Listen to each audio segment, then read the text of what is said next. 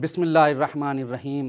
فجر میڈیا کا نیا پوڈ کاسٹ سماجی مشکلات اور ان کا راہ حل لے کر میں آپ کی خدمت میں حاضر ہوں۔ ناظرین، ہمارا سماج بہت سی مشکلات کا شکار ہے۔ انہی مشکلات میں ایک اہم مشکل جادو ٹونا، گنڈا تعویذ، جنتری، ہاتھوں کی لکیروں پر اعتماد اور راشی پھل وغیرہ ہے۔ انسان بسا اوقات ایسا ہوتا ہے کہ جب کسی مشکل کا شکار ہوتا ہے تو اس کے اصل سبب کو جانے بغیر ایسے افراد کی طرف رجوع کرتا ہے جو اس کی ہی نہیں بلکہ پورے گھر کی بربادی کا سبب بنتا ہے۔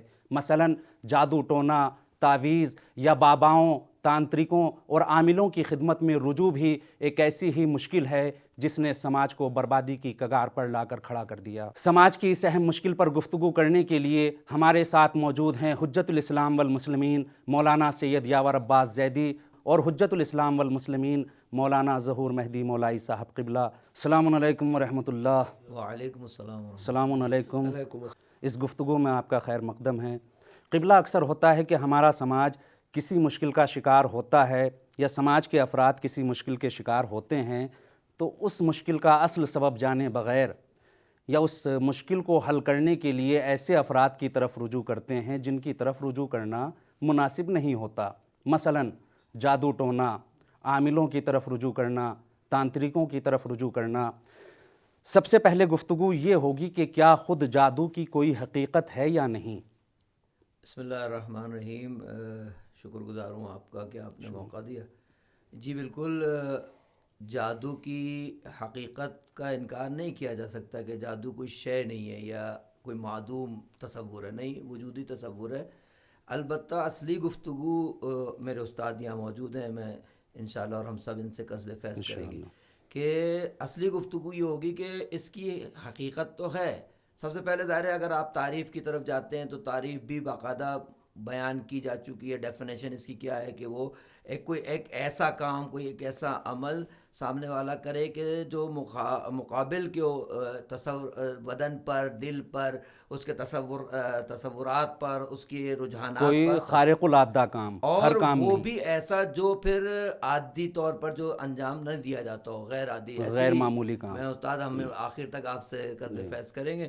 تو وہ جو وجہ ہے نا، وہ ایک تو ہے یہ کہ یہ وجودی شے ہے، یعنی جادو کو نہیں کہہ سکتے، جیسے جن کے بارے میں آپ نہیں کہہ سکتے کہ جن نہیں ہے، اور کیا ہے ظاہر ہے وہ موضوع اپنی جگہ۔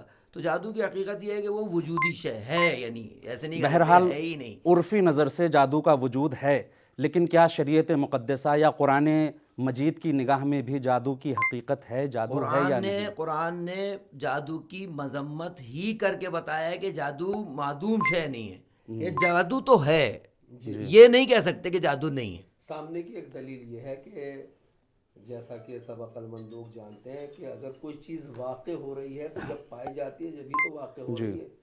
جادو کو ہم باقاعدہ دیکھتے ہیں، جبکہ قرآن نے اس کا تاریخچہ بھی بیان کیا ہے، قرآن نے اس کا تاریخچہ بھی طور پہ انکار ممکن نہیں ہے چونکہ واقع ہو رہا ہے، اور قرآن میں بہت سے مقامات پہ اس کا ذکر پایا جاتا ہے۔ خود انبیاء کے زمانے میں اس کا بہت، جناب سلیمان کے زمانے کا جو ذکر ہے قرآن زمانے میں، حضرت موسیٰ کے زمانے میں، خود ہمارے پیغمبر کے زمانے میں بھی اس کا تذکرہ پایا جاتا ہے، اور وہ سورہ فلق میں موجود ہے، وَمِن شَرِّ النَّفَّاثَاتِ فِی الْعُقَدِ، جی، اور ان کے شر سے اللہ کی پناہ مانگی گئی۔ جی، وہ خاتون کا تذکرہ بھی ملتا ہے جو پیغمبر کی خدمت میں آئی تھی۔ مفسرین نے کہا ہے کہ اس سے مراد مرد بھی ہیں، عورتیں بھی ہیں، چونکہ یہاں پہ النفوس جو ہے محذوف ہے۔ خود قرآن مجید میں جو جناب موسیٰ کی داستان ذکر ہوئی ہے اور فرعون کے جادوگروں کا ذکر ہوا ہے، سوال یہ ہوتا ہے کہ یہ جادو کس حد تک اثر انداز ہوتا ہے؟ اثر انداز تو بہت ہوتا ہے، کیونکہ جب جادو ہوتا ہے تو آپ اس کا انکار نہیں کر سکتے، نہ اپنے حواس میں رہ گیا وہ۔ جادو کے اثر میں محبت بھی ایجاد ہو جاتی ہے، جادو کے اثر میں دشمنی بھی ایجاد ہو جاتی ہے، جادو کے اثر میں بہت سارے اثرات ہوتے ہیں جو جس کا انکار نہیں کیا جا سکتا۔ خصوصاً ایسے موارد میں اگر آپ جادو کو دیکھیں کہ واقعاً پورا گھر برباد ہو گیا، اس کا کون انکار کر سکتا ہے؟ کون انکار کر سکتا ہے اس بات کا؟ اثر بھی ہوتا ہے، جادو کا وجود بھی ہے، اثر بھی ہوتا ہے، اور قرآن حکیم نے بھی اس کا اثر بیان کیا ہے، لیکن اس کا توڑ بھی موجود ہے۔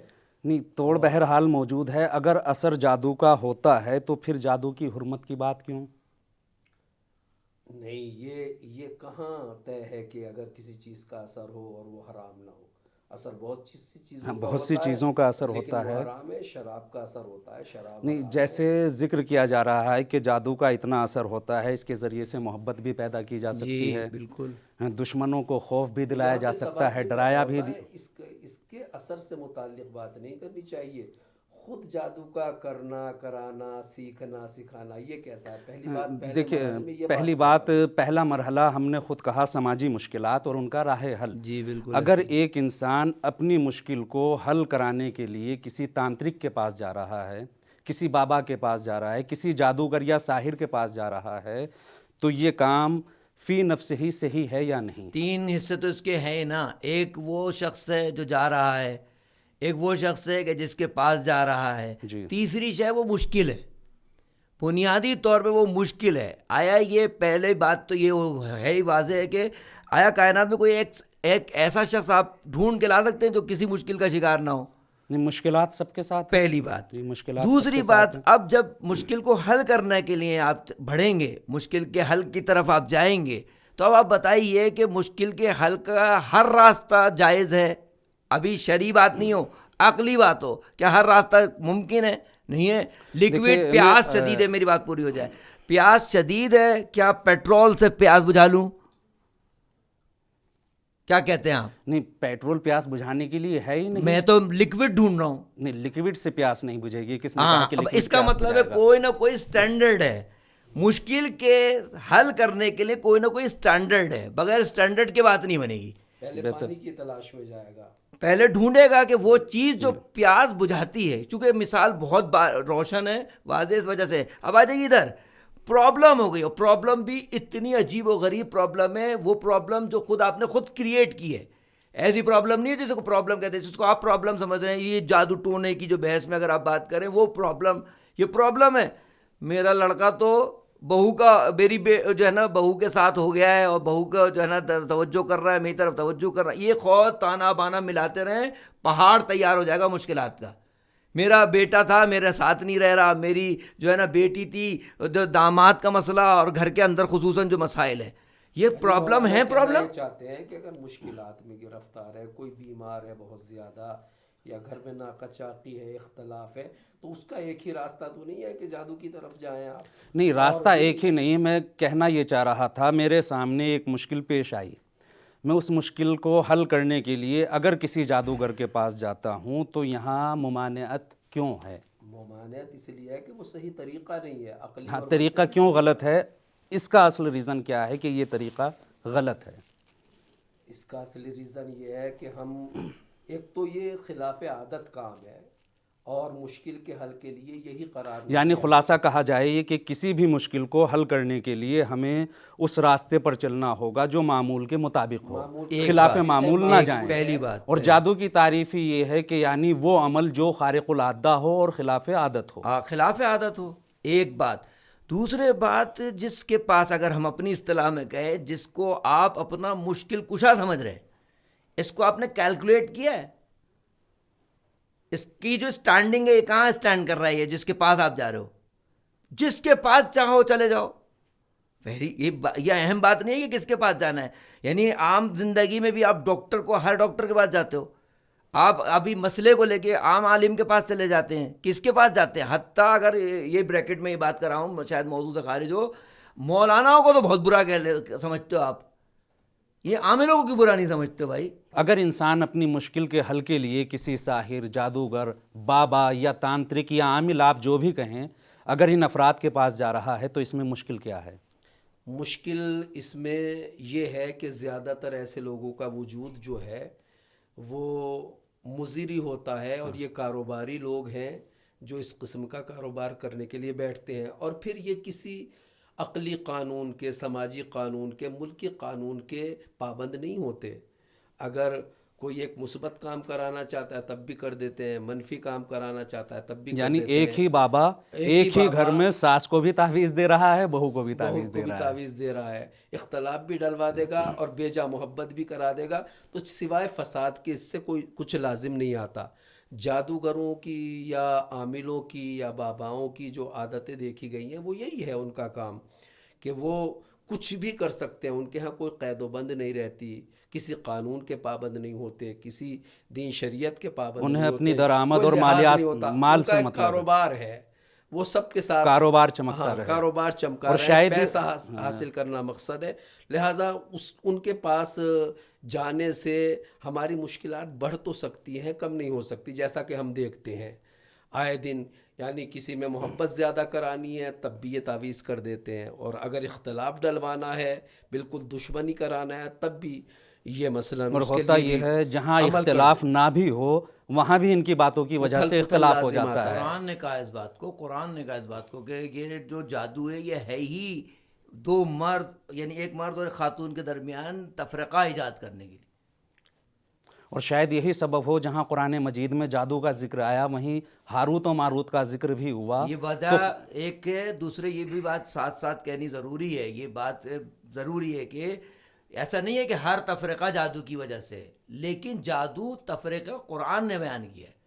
قرآن کہہ رہا ہے کہ جادو کیا کرتا ہے, جادو تفرقے کا کرتا ہے سبب بنتا تفرقہ ہے. ڈالتا ہے, اور خصوصاً نہیں. پیر کی بات جادو جو لوگ یا اس قسم کا جادو کا جو عمل انجام دیتے تھے, تو وہ اس قسم کا عمل بھی انجام دیتے تھے کہ جو کام عقلی طور پہ صحیح نہیں ہے, سماجی طور پہ صحیح نہیں ہے, اسے بھی انجام دے دیتے تھے. قرآن نے اس مورد کو اس جگہ اس طرح سے ذکر کیا ہے.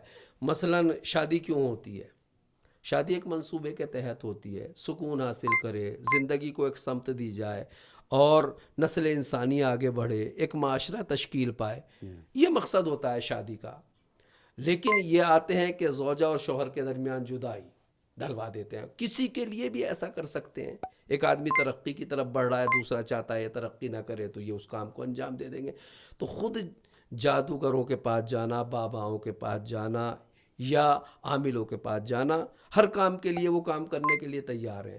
تو اس میں معاشرے کی تباہی پوشیدہ ہے. اس بات کو شاید ہمیں محسوس کرنا یہی چاہیے. سبب ہو کہ روایات میں جادوگر کے لیے اتنے سخت الفاظ استعمال کیے گئے, بلکہ کہا گیا کہ جادوگر, ساحر اور بابا, یا اپنی زبان میں جو کہیں محلی زبان میں, ان لوگوں کو کہا گیا کہ یہ شرک کا سبب بنتے ہیں, خدا سے نا امیدی کا سبب, جی یہ اور ہماری لوگوں فقہ کو میں جہنم موجود میں ہے لے جانے کا کہ سبب. اگر کسی مسلمان کا جادوگر یا ٹونا تعویذ کرنے والا جو سحر کی ایک قسم ہے, اس قسم کے تعویذات یا اس قسم کے گنڈے یا اس قسم کا عمل جو سحر سے جڑا ہوا ہے, جادو سے جڑا ہوا, اگر کسی کا ایسا عمل کرنا ثابت ہو جائے اور وہ مسلمان ہو تو اس کا قتل واجب ہے. قتل واجب. لیکن اگر کوئی کافر یہ عمل انجام دیتا ہے اور ثابت ہو جاتا ہے تو پھر اس کو سزا دی جائے گی. مسلمان کا قتل کیوں اور کافر کو صرف سزا کیوں؟ چونکہ مسلمان مرتد ہو جاتا ہے. جادو ٹونا یا اسی قسم کے جو جادو کے زمرے میں جو کام آتے ہیں, انہیں انجام دینے سے وہ مرتد ہو جاتا ہے, بچنے کی کوئی راہ یعنی حل کفر بھی کی نہیں. طرف چلا جاتا ہے. قرآن میں ہے, قرآن میں آیا ہے, سورہ بقرہ کی 102 نمبر آیت ہے, وما کفر سلیمان, حضرت سلیمان نے کفر اختیار نہیں کیا, ولیکن شیاطین کفروا یعلمون السحر, لیکن شیاطین اور جنہوں نے کفر اختیار کیا وہ لوگوں کو سحر اور جادو کی تعلیم دیتے تھے. یعنی یہاں پہ جادوگری کے عمل کو کفر سے تعبیر کیا گیا. فقہ کی نظر میں جادو کا عمل کرنا, اس کا سیکھنا, سکھانا اور اسے اپنا کاروبار قرار دینا, یہ سب حرام ہے. یہ سب حرام. استثناء خود مثلا جادو کو باطل کرنے کے لیے آپ جادو سیکھ سکتے ہیں, اس سے سوء استفادہ نہ کریں. یا کوئی نبوت کا دعویٰ کر رہا ہے اور جادو کے ذریعے سے اپنی جھوٹی نبوت کو چمکانا چاہتا ہے, تو واجب ہے کہ اس کے دعوے جادو کا کو توڑ رد کرنے کے لیے آپ جادو سیکھیں. تو اس قسم کے موارد ہیں, لیکن آپ کاروباری طور پہ یا ایک ہنر کے طور پہ یا دوسروں کو ضرر پہنچانے کے لیے خواہ تفنن کے لیے بھی جادو سیکھنا چاہتا ہے, بلا کسی قید کے جادو کا عمل کرنا, اس کا سیکھنا, سکھانا, اسے کاروبار مثلا بنانا, یہ سب کا سب شریعت کی نظر میں حرام ہے. کیا ہاتھوں کی لکیروں پر اعتماد کرنا یا ستاروں کی چال پر اعتبار کرتے ہوئے روزمرہ کی زندگی کو اسی کے مطابق گزارنا, کیا اسلام میں ایسا کوئی تصور ہے؟ اسلام نے ان سب چیزوں کی ظاہر مذمت کی ہے. ستاروں کا مسئلہ ہے, یا یہ کہ ہاتھوں کی لکیروں کا مسئلہ ہے، اسلام نے تقریباً سب چیزوں کی مذمت کی. یہ ستاروں کا مسئلہ ہے. روایت ابھی مولانا مباحثے میں جو بیان فرما رہے تھے، وہ امیر کائنات علیہ الصلوۃ والسلام جنگ پہ جا رہے ہیں، وہ بتا رہا ہے کہ فلاں ستارہ فلاں جگہ ہے، فلاں ستارہ فلاں جگہ ہے، ابھی سفر پر مت جائیے، ابھی سفر پہ نہ جائیں. اس سے اہم ترین بات جو شاید سمجھ میں آتی ہے، عجیب بات نہیں ہے، مشکل کشا کو سمجھا رہا ہے.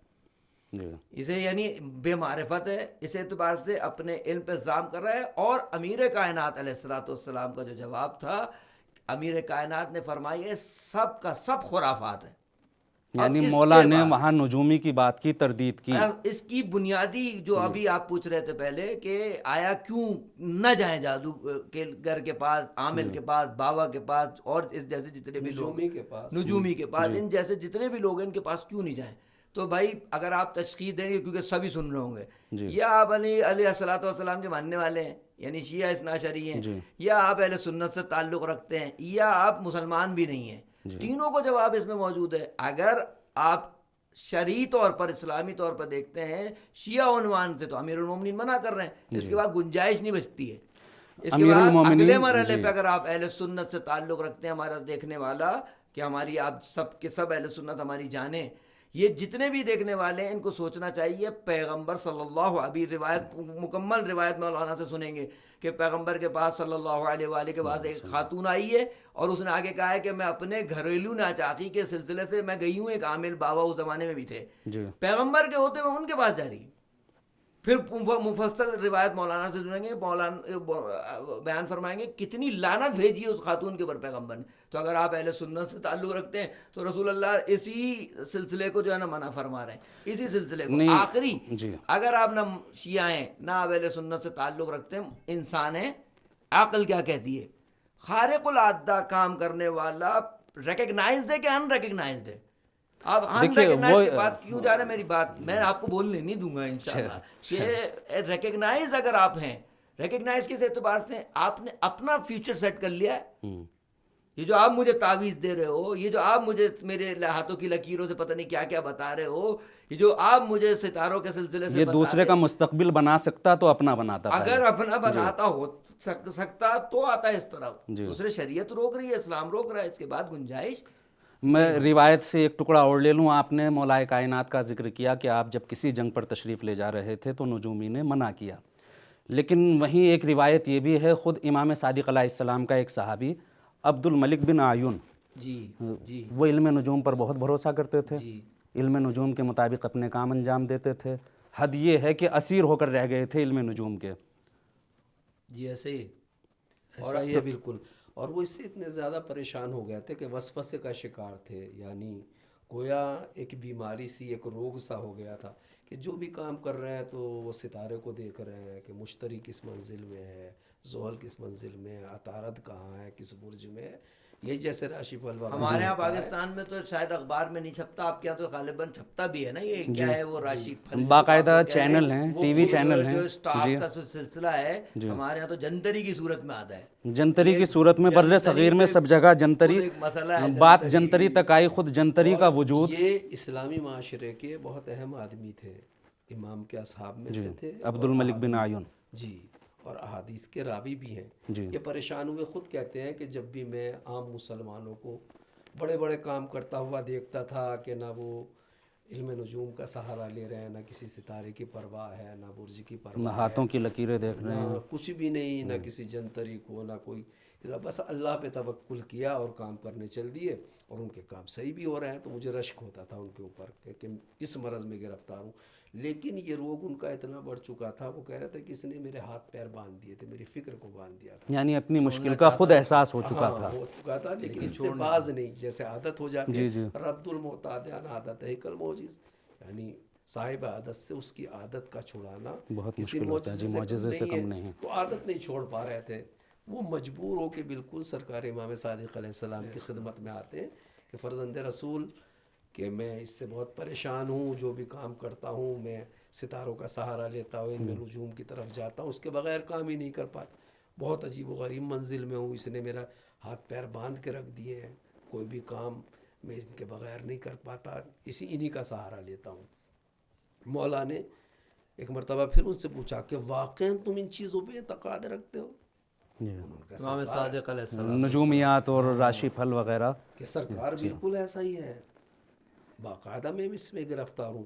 مولا نے کہا تم جاؤ یہاں سے اور ان تمام چیزوں کو جلا دو جنہیں تم دیکھتے ہو، علم نجوم سے متعلق، ستاروں سے متعلق، جن کے سہارے سے ستاروں کی چال برجوں سے پر نظر رکھتے متعلق ہو. جو جی جن میں میٹر موجود ہے ان کو جلا دو. کتنی اچھی بات. اگر ہم قرآن مجید کی طرف رجوع کریں جناب سلیمان کی داستان، تو وہاں یہ ذکر ہے تفسیر میں کہ جناب سلیمان نے تمام جادو کی کتابوں کو اکٹھا کیا اور اپنے پاس رکھ لیا، لوگوں سے مخفی کر دیا، یعنی لوگوں کی دسترس ایک دم ختم کر دی جادو و سحر کی طرف.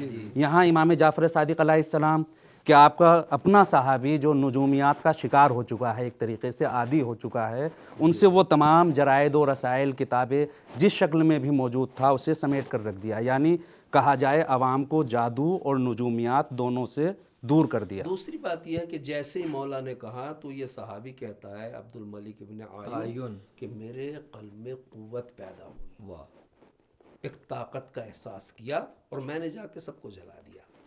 ہم پہ بھی یہی اثر ہونا چاہیے، اللہ کی بات کا، رسول کی بات کا، امام کی توکل بات علی اللہ ہو، جی، ائمہ معصومین کے بتائے ہوئے راستے بالخصوص ہوں. امت مسلمہ یا اللہ کو تو سبھی مانتے ہیں، جنہیں ہم کافر کہتے ہیں ہمارے ملک میں وہ بھی اللہ کو مانتے ہیں، اور اللہ سپر پاور ہے، سب سے بڑی طاقت ہے. ان اللہ علی کل شیء قدیر، ہر چیز پہ قادر ہے. تو ہمیں اپنے مشکلات میں اللہ قاضی الحاجات ہے. ایک بات یہیں روکتے ہوئے، سحر کو جناب سلیمان اور قرآن کی نظر سے دیکھا جا سکتا ہے کہ وہاں تمام جرائد کتاب اور جتنے بھی وسائل تھے ان کو سب کو پبلک سے دور کر دیا گیا.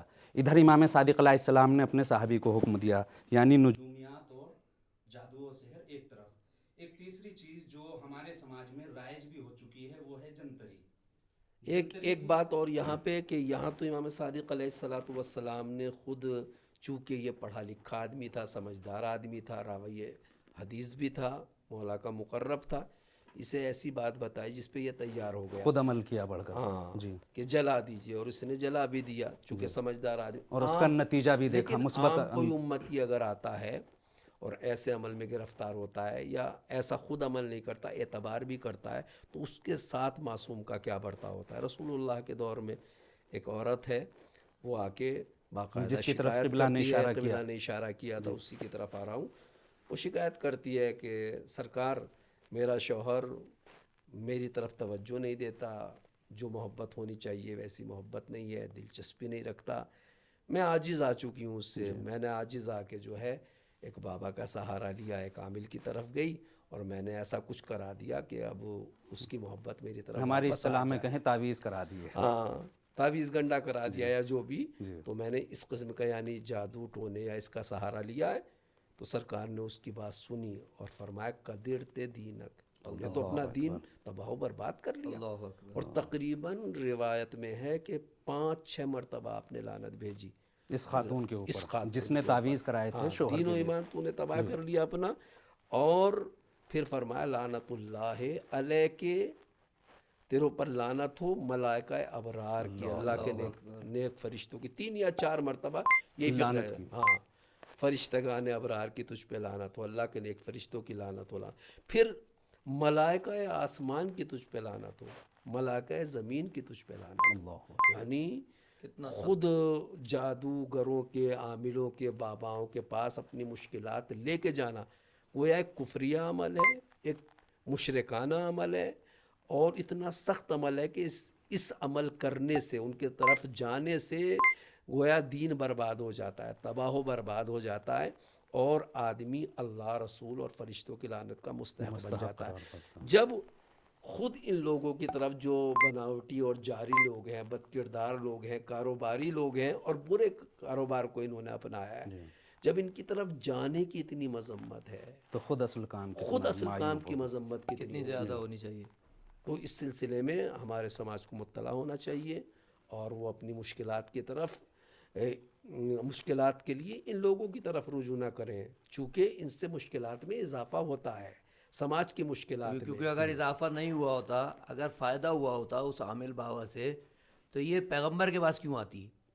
جس مقصد کے لیے وہاں گئی تھی وہاں ناکام ہوئی ہے نا. جی جب وہاں تھک گئی ہے تو اب آئیے اصل کی طرف. بنیادی بات یہ جو بھی آپ نے پوری روایت بیان فرمائی، اس میں اہم ترین بات یہ نہیں ہے رحمت للعالمین پیغمبر رجوع پر لعنت بھیج رہے ہیں، جی جی یعنی اس خاتون پر اتنی شدید لعنت رحمت للعالمین فرما رہے ہیں. ایک دوسری بات یہ ہے کہ آپ خود اللہ سبحانہ ہوا تعالیٰ پہلا مشکل کشا، جی اس کی طرف سے جو مشکل کشا ہیں پیغمبر صلی اللہ علیہ وآلہ وسلم کی موجودگی میں جی آپ کیسے کسی کسی اور بابا کی کی طرف طرف اپنی جانا. مشکل کو لے کے جا رہے ہیں، وہ اس طرف جا رہے ہیں جہاں پیغمبر نے منع کیا ہے. یعنی اس کا مطلب ہے کہ اس سماج میں بھی یہی سلسلہ باقی تھا. اس کی بنیاد کہاں ہے، فاؤنڈیشن کہاں ہے؟ فاؤنڈیشن بہت ساری عقل کی تعطیل، یعنی عقل سے آپ ہاتھ اٹھا لیں. نامعقول لوگ تقریباً ملیں گے آپ کو جو رجوع کرتے ہیں، مراجعہ کرتے ہاں ہیں. ان معاملات میں اگر غور کیا جائے ذرا تو سی یہی دقت کریں گے، کوئی معقول عقل کا آدمی کوئی نہیں جاتا، دخل نہیں ہوتا. معقول آدمی نہیں جاتا ایسے لوگوں کے پاس. اس کی بنیادی وجہ یہ ہے کہ اعتبار کیسے کریں، اعتماد کیسے کریں ایسے آدمی پہ جو اپنا ہی جو نا وہ ایک چھوٹا سا مکان بڑا نہیں کر پا رہا. مثلاً مادی مثال اگر دوں. دوسری تعطیل، عقل کی تعطیل کے ساتھ ساتھ جو مشکل شاید ہوگی وہ یہ بنے گی کہ آپ چاہتے ہو کہ شارٹ کٹ ڈھونڈتے ہو، جی یعنی شارٹ کٹ چاہیے آپ کو. حالانکہ ہم اس سب کے جواب ہمارے پاس موجود ہے. شارٹ کٹ چاہیے، یعنی انہیں پتا ہے کہ آپ کی آ کے نن نے بتایا کہ فلاں میں نے تو اپنے فلاں سے بابا سے تعویذ لیا، فلاں سے جو ہے مسئلہ میں نے حل کر لیا ہے. اب آپ نے نہ سوچنا ہے نہ سمجھنا ہے، آپ اسی کو پکڑا آپ نے اور لے گئے اسی بابا کے پاس چلے گئے، اور اس بابا کے پاس جا کے وہی کم وقت میں بڑی مشکل کو حل کرنے کی کوشش، شارٹ کٹ کے نتیجے میں بغیر یہ تمام اعتماد مشکلات. کیے، بغیر تحقیق کیے، بغیر عقل کو استعمال کیے، بغیر حکم اسلام معلوم کیے آپ دوڑ پڑے اس کے پاس کہ بھائی وہ کر لے گا. پھر یہ بھی نتیجہ نکلتا ہے کہ دنیا میں تقریباً اللہ کو ماننے والے فطری طور پہ زیادہ لوگ ہیں، جی اور اللہ کو سپر پاور مانتے ہیں، اور اللہ ہی کو تمام طاقتوں کا اصل منبع مانتے ہیں. پھر اللہ کو ماننے کے بعد اپنی مشکلات میں کسی اور کی طرف رجوع کرنا یہ عقل کے بھی خلاف ہے. جب اللہ کو سپر مان لیا، ہر مشکل کا توڑ حل اللہ کے پاس ہے، تو آدمی اللہ کی طرف متوجہ. یہ دو قسم کے، میں اس کو اصطلاح میں اگر لفظ میں استعمال کروں نا، دو قسم کے فقیر ہیں، دو قسم کے محتاج ہیں. اس کو اگر ہم لفظ دیں، ایک ہے ایکسپرٹ، ایک ہے اناڑی، ہیں دونوں فقیر. یہ کیا فرق ہوگا اس میں ایکسپرٹ فقیر میں اور اناڑی فقیر میں؟ ایکسپرٹ فقیر کو پتہ ہے کہاں جانا ہے، اپنی مشکل کو لے کے کہاں جانا ہے. خالی مشکل دوسرے مرحلے پہ خالی مشکل کو حل نہیں کرنا ہے، مشکل سے کوئی اور مشکل ایجاد نہ ہو اس کو بھی دیکھنا ہے کہ ایسے کے پاس جاؤ کہ جو مشکل کو حل کرنے کی قدرت بھی رکھتا ہو، دوسرے ہمیں کہیں مزید مشکلات میں گرفتار نہ کر دے. شارٹ تو کر دیا اس نے، یہ تو سیٹ کر دیا اس نے، بخار تو ٹھیک کر دیا، دل خراب ہو گیا آپ کو پتہ بھی نہیں ہے. شارٹ پہ یہ شارٹ نہیں چاہیے. مشکل یہ جو ایکسپرٹ فقیر ہوتا ہے وہ وہی دروازہ بجاتا ہے جہاں پر اس کو کسی بھی طریقے سے مشکل کے حل میں کوئی مشکل ایجاد نہ ہو. یا ہم اپنی زبان میں کہہ سکتے ہیں کہ ایک مضبوط ایمان والا بندہ ہوتا ہے اور ایک کمزور ایمان والا بندہ ہوتا ہے. جو جن کا دین و ایمان کمزور ہوتا ہے وہ جاتے ہیں، اور جیسے ہی چلے جاتے ہیں ان کا دین و ایمان جو رہا سہا ہوتا ہے وہ بھی تباہ ہو جاتا ہے.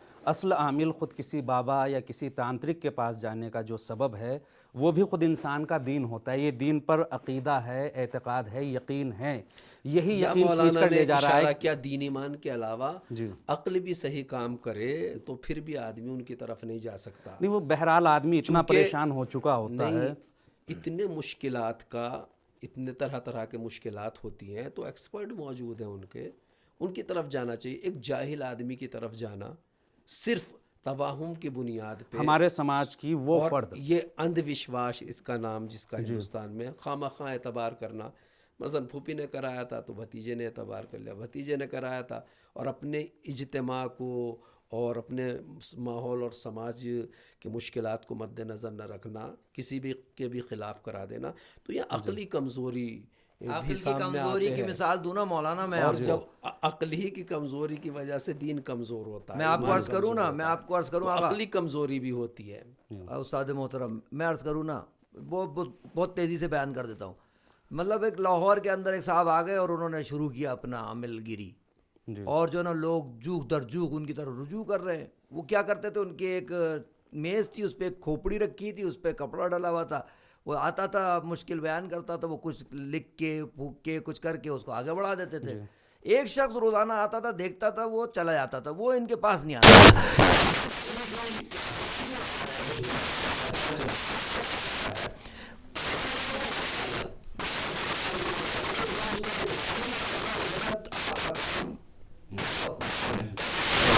ساتھ آپ سٹ جا رہے ہو بالکل ہماری زبان میں. لیکن کہنے لگے تو کیا اٹکی ہوئی بات, کہنے لگے آپ نے یہ کہا ہے کہ یہ گرو نانک صاحب کی جو ہے نا یہ کھوپڑی ہے. تو یہ ہوتا ہے باقاعدہ, ایسے عجیب و غریب ہے, آپ نیٹ سرچ کریں, عجیب و غریب, کہا جائے پبلک کو بیوقوف بنانا ہے جس انتہا کے طریقے سے درجے بنایا پر, جا سکے. انتہا کے درجے پر بیان بھی نہیں, وہ الفاظ یہاں پہ ظاہر ہمارا لباس ہمارا شعبہ اجازت نہیں دیتا, ورنہ کھل کے گفتگو کی جائے کہ کس قدر ناموس دری ہوتی ہے اس یہاں جو ہے ان معاملات کے اندر, اندھ وشواس کے نام جی پر جی جی کھلواڑ ہوتا ہے. جی جی. اب وہ کہتے ہیں کہ یہ جو کھوپڑی آپ کہہ رہے ہیں کہ یہ گرو نانک کی ہے, بس میں یہاں پھنسا ہوں, اس مسئلے کو آپ حل کر دیں تو میں آپ کے اور اعتماد کر لوں گا, اعتقاد ایمان لے آؤں گا, ایمان لے آؤں گا. یہ چھوٹی ہے. اور اب انہوں نے فرمایا, کہنے لگے کیسے, کہنے لگے بات یہ کہ آپ کہہ رہے ہو یہ گرو نانک صاحب کی کھوپڑی ہے تو بہت چھوٹی ہے. انہوں نے کہا اتنی چھوٹی نانک سی جی کی عمر ہوئی ان کی زیادہ, کہنے لگے یہ چھوٹی سی کھوپڑی کیسے ہو سکتی ہے, کہنے لگے بھائی اتنا سا سوال تم حل نہیں کر پا رہے, ہم ہی حل کریں گے اس کو.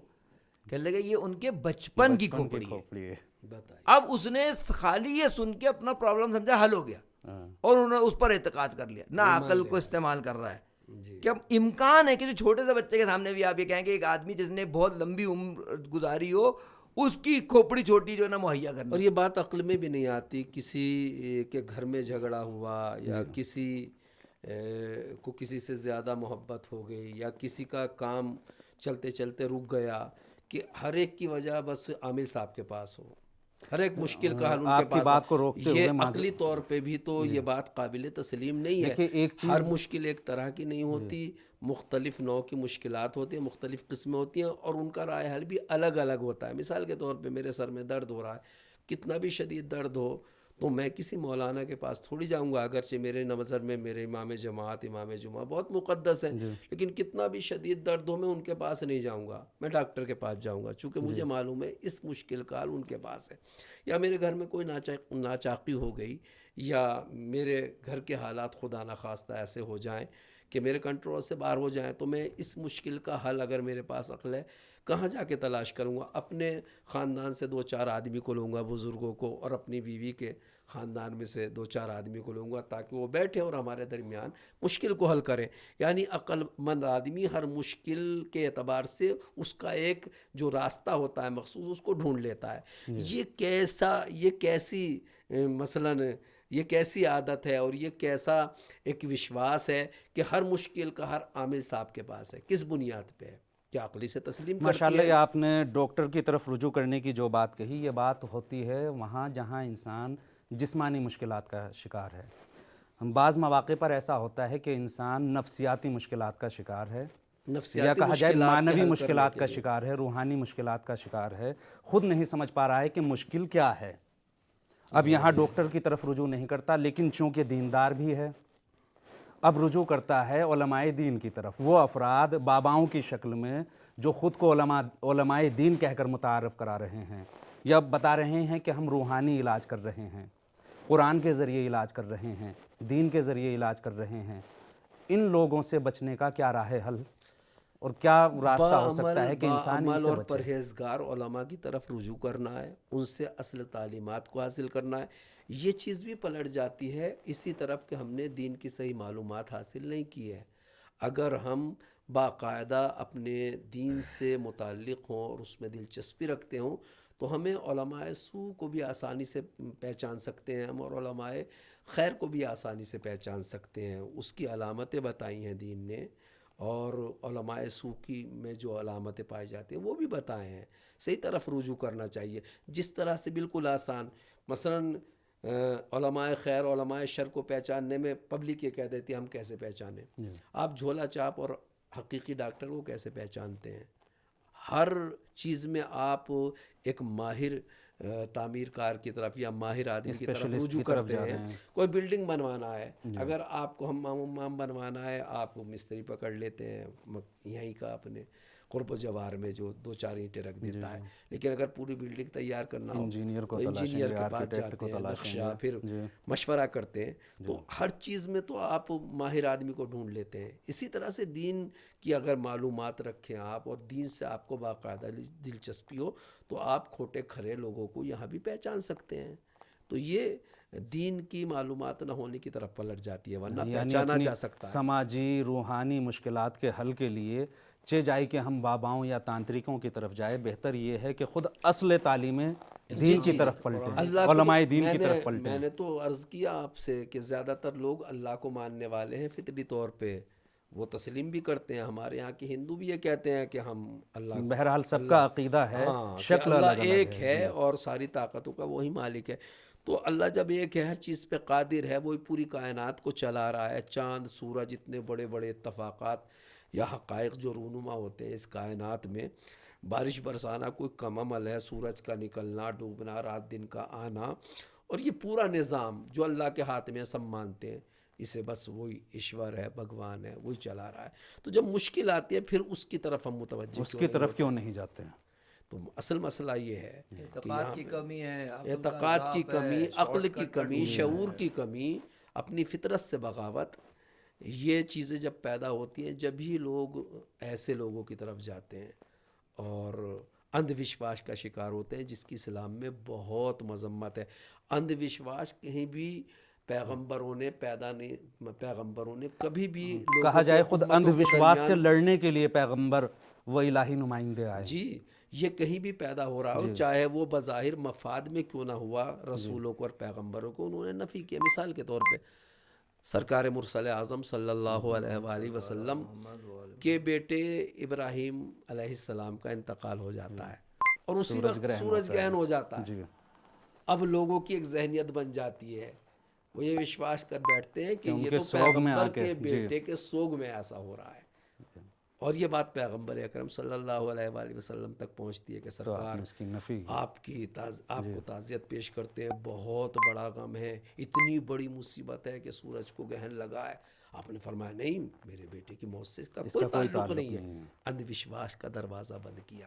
قرآن میں بھی ایسی بہت سی آیتیں موجود ہیں۔ تو یہ نہیں پیدا ہونا چاہیے، اس کے بہت سے نقصانات ہیں، یہ پورے معاشرے کو تباہ کر دیتا ہے اور اس میں بہت سے نقصانات پائے جاتے ہیں، ہمیں ان کی طرف متوجہ رہنا چاہیے۔ بات کو سمیٹا جائے تو اس طرح کہا جائے، قرآن کی نظر میں خود سحر کا وجود ہے، لیکن ساحروں کی طرف رجوع کرنے سے شدت سے منع کیا گیا ہے۔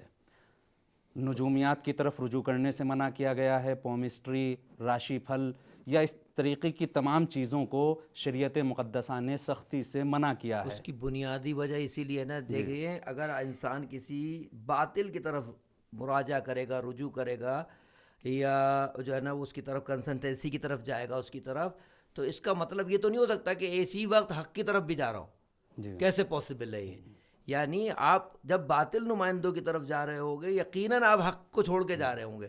آپ جو ہے نا نہ دعا کی طرف جا رہے ہیں، نہ آپ توسل کی طرف جا رہے ہیں، نہ آپ قرآن کی طرف جا رہے ہیں، نہ آپ دین پر عمل کرنے کی طرف جا رہے ہیں۔ آپ عقل کو کتنی چیزوں کو آخر آپ پامال کریں گے، یعنی ایک غلط رجوع جو ہے کتنی چیزوں کو پامال کر کے آپ فرما رہے ہیں۔ تو آپ اس پہ توجہ کریں نا۔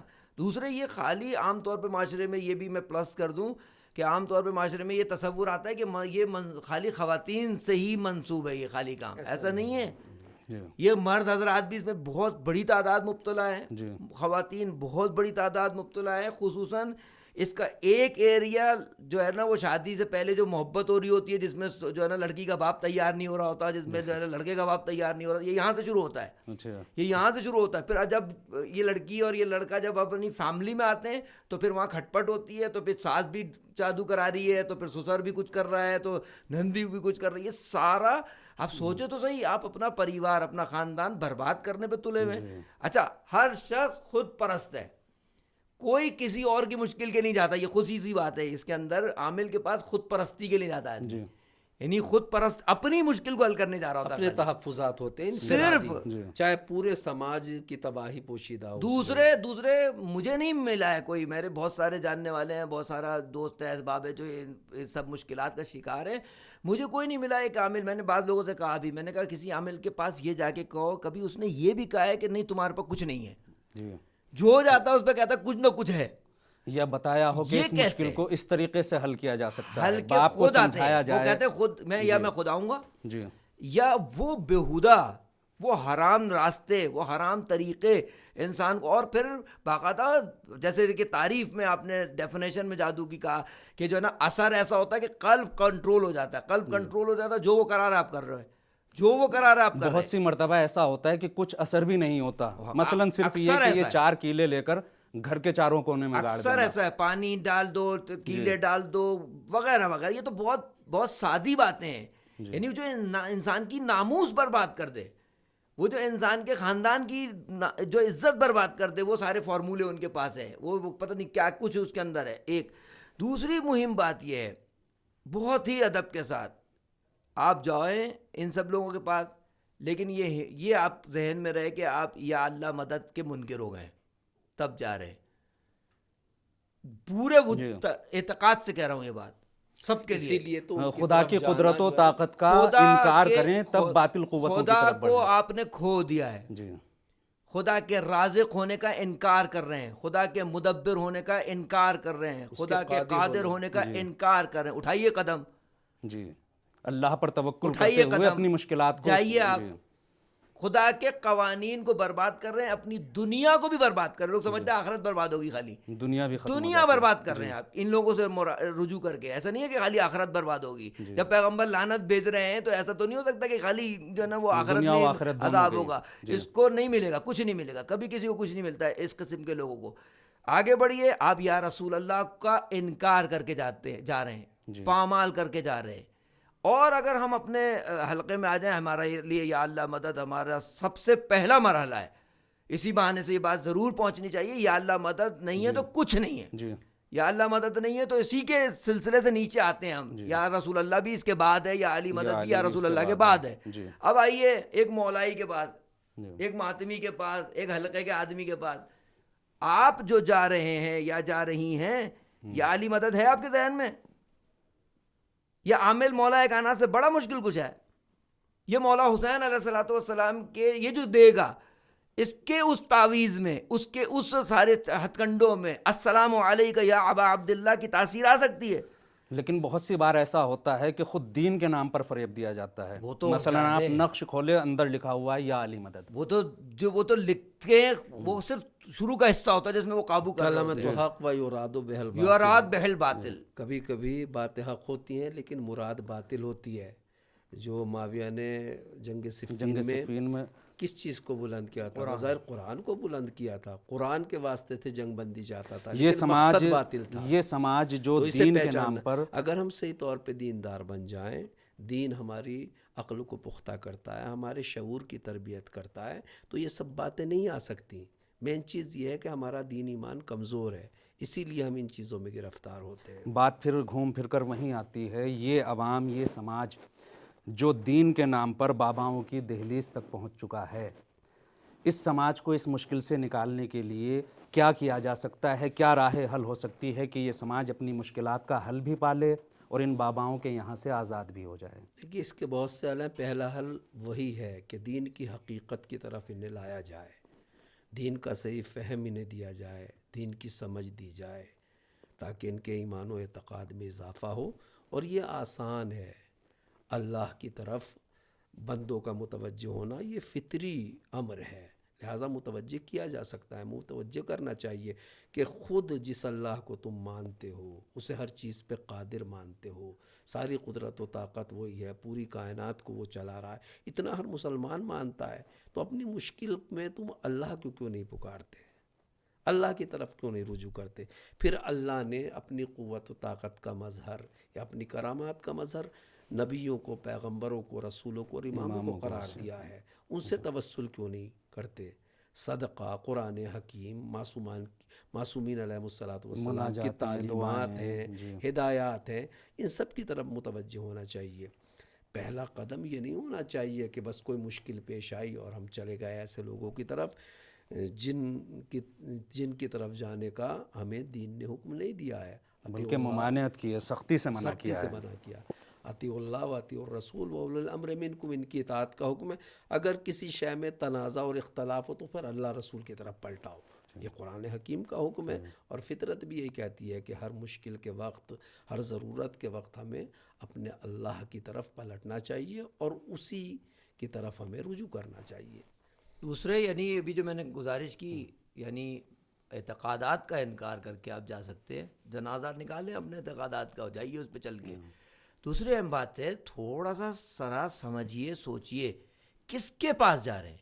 جی ایک لمحے کے لیے سوچ لیں گے, اگر خود نہیں سوچ پا رہے تو کسی سے بات کر لیجئے, کسی سے مشورہ کر لیجئے کہ بھائی ان لوگوں کے پاس جانا کیسا ہے. پوڈ کاسٹ دیکھ لیجئے ہماری ایک دفعہ, دوبارہ دیکھ لیجئے, آپ کو شاید سمجھ میں آ جائے. ہم آپ کے فائدے کے لیے بات کر رہے ہیں کہ یہ لوگ, آپ جا رہے ہیں فائدے کے لیے, آپ سے صرف ایک سوال ہے کہ آپ جو فائدے کے لیے جا رہے ہیں یا آیا یہ نقصان پہنچاتے ہیں کہ نہیں پہنچاتے. کون ہے جو یہ کہے گا کہ نہیں پہنچاتے؟ کیونکہ جب آپ کا فائدہ ہوگا تو یقیناً جس کی کام کے لیے آپ جا رہے ہو مخالف کے لیے اس کا فائدہ ہوگا بھی, اگر فائدہ ہوگا. اب دوسرا کون ہے, اس کا فائدے کے لیے آپ جا رہے ہیں نقصان کے لیے جا رہے ہیں. تو یہ آدمی تو نقصان پہنچا رہا ہے, ایک کو نقصان پہنچا رہا ہے, ایک کو فائدہ پہنچا رہا ہے. یہ کون ہے؟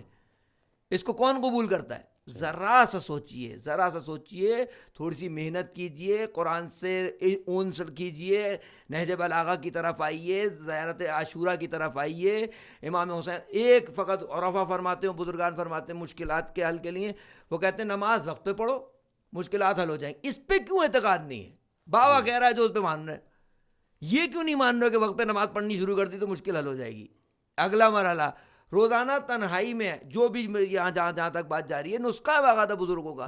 وہ کہتے ہیں روزانہ مصلے پر یا مصلے کے علاوہ دن میں ایک دفعہ تنہائی میں سید الشہداء کو رو, گریا کرو امام حسین علیہ الصلوۃ والسلام سے, ہر قسم کی مشکل جو ہے تمہاری دور ہو جائے گی.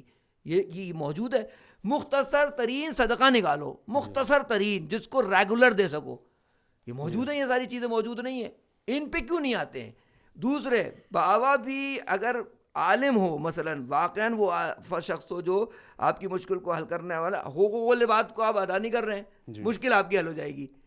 یعنی آپ بد اخلاق ترین انسان ہیں, بد اخلاق باپ ہیں, بد اخلاق شوہر ہیں, بد اخلاق زوجہ ہیں, بد اخلاق ماں ہیں, بد اخلاق بھائی ہیں. آپ سمجھ رہے پرابلم خالی جس نے آپ کے کان میں پھونک دیا نا کہ کسی نے کچھ کرا دیا ہے, اس سے زیادہ پرابلم اور گھر اور اس کے علاوہ موجود ہے. اس نے پورا گھر تباہ کر دیا. اس کی طرف توجہ کیجئے, اس کی طرف توجہ کیجئے. پورا گھر آپ سے نہ لائیں, پورے گھر کے آرام کے خلاف آپ چلے گئے, پورے گھر کو. آفس میں آپ بدنام, کالج میں آپ بدنام, اسکول میں آپ بدنام, گھر کے اندر آپ پرابلم. تو یہ سب جادو سے ہو رہا ہے سارا. پھر قرآن حکیم نے یہ بھی کہا ہے, کوئی حقیقی معنی میں اگر دیندار بن جاتا ہے, واقعاً معرفت کے ساتھ مکمل طور پہ کوئی دیندار بن جائے, متقی پرہیزگار, تو اللہ پھر مشکلات میں اسے رہنے نہیں دیتا.